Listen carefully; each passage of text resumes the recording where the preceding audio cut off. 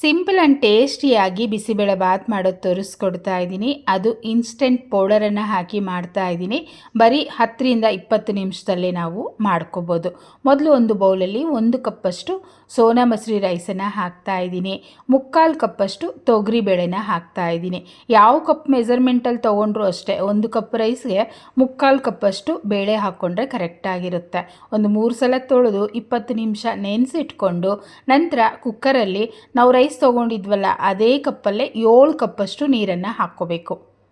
ಈ ನೀರು ಚೆನ್ನಾಗಿ ಬಿಸಿಯಾದ ನಂತರ ನೆನೆಸಿಟ್ಟಿರೋಂಥ ರೈಸು ಮತ್ತು ತೊಗರಿಬೇಳೆ ಪೂರ್ತಿಯಾಗಿ ಹಾಕ್ತಾ ಇದ್ದೀನಿ. ತರಕಾರಿಗಳು ಹಾಕಬೇಕು. 2 ಕ್ಯಾರೆಟು, 2 ನವಿಲುಕೋಸು, 6ರಿಂದ 7 ಬೀನ್ಸು ಹಾಕ್ತಾ ಇದ್ದೀನಿ. ನೀವು ಬೇರೆ ತರಕಾರಿಗಳು ಹಾಕ್ಕೊಳ್ತೀನಿ ಅಂದರೂ ಹಾಕ್ಕೋಬೋದು, ನಾನಿಷ್ಟೇ ಹಾಕಿರೋದು. ಈಗ ನೋಡಿ 1/4 ಟೀ ಸ್ಪೂನ್ ಅರಿಶಿನ ಮತ್ತು ರುಚಿಗೆ ತಕ್ಕಷ್ಟು ಉಪ್ಪು, ನಂತರ 1 ಸ್ಪೂನಷ್ಟು ಎಣ್ಣೆ ಹಾಕ್ಕೊಳ್ತಿದ್ದೀನಿ. ಈಗ ಒಂದ್ಸಲ ಮಿಕ್ಸ್ ಮಾಡಿಕೊಂಡು ಕುಕ್ಕರ್ಲಿ ಕ್ಲೋಸ್ ಮಾಡಿ 4ರಿಂದ 5 ವಿಸಿಲ್ ಕೂಗಿಸ್ಕೊಳ್ಳಿ. ನೆನೆಸಿಟ್ಟಿದ್ದೀವಿ ಮತ್ತು ನಾವು ಎಣ್ಣೆ ಹಾಕಿರೋದ್ರಿಂದ ಬೇಗ ಬೆಂದೋಗುತ್ತೆ. ಇದು ಆಗ್ತಾ ಇರಲಿ ಅಷ್ಟರಲ್ಲಿ ಒಗ್ಗರಣೆ ಹಾಕ್ಕೊಳ್ತೀನಿ. ಕಡಾಯಿ ಬಿಸಿ ಮಾಡಿ 3 ಸ್ಪೂನಷ್ಟು ಎಣ್ಣೆ ಹಾಕ್ಕೊಂಡು ಬಿಸಿಯಾಗಿದ್ದೇನೆ 2 ಬ್ಯಾಡಗೆ ಮೆಣಸಿನ್ಕಾಯಿ, 2 ಕಡ್ಡಿ ಕರಿಬೇವನ್ನು ಹಾಕ್ಕೊಂಡು ಒಂದೇ ಒಂದು ಈರುಳ್ಳಿ ಸೇರಿಸ್ಕೋಬೇಕು. ಈರುಳ್ಳಿನೂ ಅಷ್ಟೇ ಹಸಿ ವಾಸನೆ ಹೋಗೋವರೆಗೂ ಚೆನ್ನಾಗಿ ಫ್ರೈ ಮಾಡ್ಕೋಬೇಕು. ನೋಡಿ, ನಾನು ತೋರಿಸೋ ಮೆಥಡಲ್ಲಿ ಮಾಡ್ಕೊಳ್ಳಿ, ಖಂಡಿತ ನೀವು ಇಷ್ಟಪಡ್ತೀರಾ. ಈಗ 2 ಟೊಮೊಟೊ ಚೆನ್ನಾಗಿ ಹಣ್ಣಾಗಿರೋ ಅಂಥ ಟೊಮೊಟೊನ ಸೇರಿಸ್ಕೊಳ್ಳಿ. ಬೇಕು ಅಂದರೆ ಈ ಜಾಗದಲ್ಲಿ ಒಂದು ಸ್ವಲ್ಪ ಉಪ್ಪನ್ನು ಹಾಕ್ಕೊಂಬಿಡಿ. ಟೊಮೊಟೊ ಬೇಗ ಮೆತ್ತಗಾಗೋಗುತ್ತೆ, ಏಕೆಂದರೆ ಟೊಮೊಟೊ ನಮಗೆ ಬಾಯಿಗೆ ಸಿಗಬಾರ್ದು.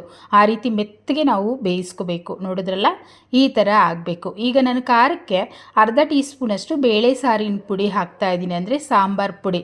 ನಮಗೆ ಇನ್ಸ್ಟೆಂಟ್ ಪೌಡರಲ್ಲಿ ಖಾರ ಕಡಿಮೆ ಇರುತ್ತೆ, ಅದರಿಂದ ಒಂದು ಸ್ವಲ್ಪ ಖಾರ ಹಾಕ್ಕೋಬೇಕು. 1 ಸ್ಪೂನಷ್ಟು ಬೆಲ್ಲ ಹಾಕ್ಕೊಂಡು 1 ಗೋಲಿ ಗಾತ್ರದಷ್ಟು ಹುಣಸೆ ಹುಳಿನ ನೆನೆಸಿಟ್ಟು ರಸ ತೆಗೆದು ಹಾಕ್ತಾ ಇದ್ದೀನಿ. ಹುಣಸೆ ಹುಳಿ ಹೆಚ್ಚಿಗೆ ಹಾಕಬಾರ್ದು, ಹುಳಿ ಹೆಚ್ಚಿಗೆ ಇತ್ತು ಅಂದರೆ ಟೇಸ್ಟ್ ಚೆನ್ನಾಗಿರಲ್ಲ.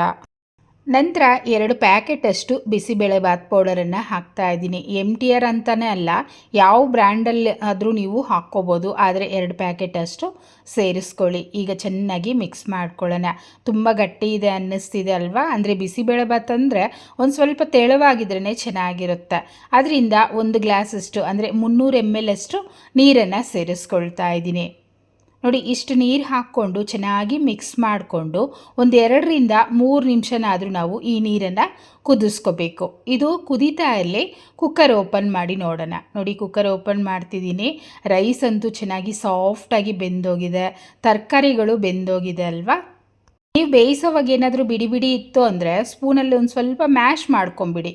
ಈಗ ಈ ರೈಸು ಪೂರ್ತಿಯಾಗಿ ಕಡಾಯಲ್ಲಿ ಸೇರಿಸ್ಕೊಳ್ಳೋಣ. ಸೇರಿಸ್ಬಿಟ್ಟು ಒಂದ್ಸಲ ನೀಟಾಗಿ ಮಿಕ್ಸ್ ಮಾಡ್ಕೊಳ್ಳಿ. ಎಲ್ಲೂ ನಮಗೆ ಆ ಯೆಲ್ಲೋ ಕಲರ್ ರೈಸ್ ಕಾಣಬಾರ್ದು, ಆ ರೀತಿ ಮಸಾಲೆ ಚೆನ್ನಾಗಿ ಹೊಂದ್ಕೊಂಬಿಟ್ರೆ ತಿನ್ನೋದಕ್ಕೆ ಚೆನ್ನಾಗಿರುತ್ತೆ. ಸ್ಟೌವನ್ನು ಸಿಮ್ಮಲ್ಲಿ ಇಟ್ಕೊಂಡು ನೀಟಾಗಿ ಮಿಕ್ಸ್ ಮಾಡ್ಕೊಳ್ಳಿ. ತುಂಬ ತೆಳು ಇದೆ ಅನಿಸಿದ್ರೆ ಒಂದು 2 ನಿಮಿಷ ಹೆಚ್ಚಿಗೆ ಕುದಿಸ್ಕೊಂಡ್ರೆ ಗಟ್ಟಿ ಆಗುತ್ತೆ. ಹಾಗೆ ತುಂಬ ಗಟ್ಟಿ ಇದೆ ಅನಿಸಿದ್ರೆ ಒಂದು ಸ್ವಲ್ಪ ಬಿಸಿ ನೀರನ್ನು ಹಾಕ್ಕೋಬೋದು. ಮತ್ತು ನಾನು ಒಂದು 3 ನಿಮಿಷ ಮಾತ್ರ ಕುದಿಸ್ಕೊಂಡಿದ್ದೀನಿ. ಸೂಪರಾಗಿ ಬಿಸಿಬೇಳೆ ಬಾತ್ ರೆಡಿ ಆಗೋಯಿತು. ನಿಮ್ಗೆ ಇನ್ನೂ ರುಚಿಯಾಗಬೇಕು ಅಂದರೆ ಈ ಜಾಗದಲ್ಲಿ ಒಂದು 2-3 ಸ್ಪೂನಷ್ಟು ತುಪ್ಪ ಹಾಕ್ಕೊಂಬಿಡಿ, ಸಖತ್ತಾಗಿರುತ್ತೆ. ತೆಳುವಾಗಿ ಅಷ್ಟೇ ಮೃದುವಾಗಿ ನಮಗೆ ಬಿಸಿಬೇಳೆ ಬಾತ್ ರೆಡಿ ಆಗೋಯಿತು. ಎಷ್ಟು ಚೆನ್ನಾಗಾಗಿದೆ ಅಲ್ವಾ? ರುಚಿನೂ ಅಷ್ಟೇ ಚೆನ್ನಾಗಿರುತ್ತೆ. ಇದ್ರ ಜೊತೆಯಲ್ಲಿ ಖಾರ ಬುಂದಿನೋ ಅಥವಾ ಆಲೂ ಚಿಪ್ಸೋ ಇತ್ತು ಅಂದರೆ ತುಂಬ ಚೆನ್ನಾಗಿರುತ್ತೆ. ನಾನು ಈ ರೀತಿ ಸರ್ವ್ ಮಾಡ್ಕೊಂಡಿದ್ದೀನಿ. ಇಷ್ಟ ಆಯಿತಾ ಫ್ರೆಂಡ್ಸ್? ಹಾಗಿದ್ರೆ ಇವತ್ತೇ ಟ್ರೈ ಮಾಡಿ ನೋಡಿ. ಹೇಗೆ ಬಂತು ಕಮೆಂಟ್ ಮಾಡಿ, ಲೈಕ್ ಮಾಡಿ, ಶೇರ್ ಮಾಡಿ, ನಂತರ ಚಾನಲ್ನ ಸಬ್ಸ್ಕ್ರೈಬ್ ಮಾಡ್ಕೊಳ್ಳಿ. Thank you.